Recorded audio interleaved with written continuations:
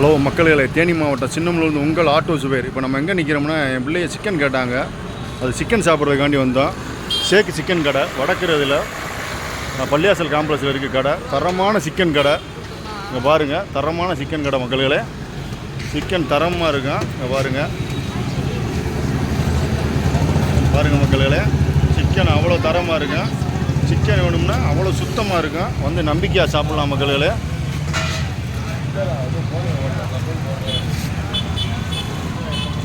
பாருங்கள் மக்களே, மனமாக தரமாக ஒரு பிடிப்பு மக்களே.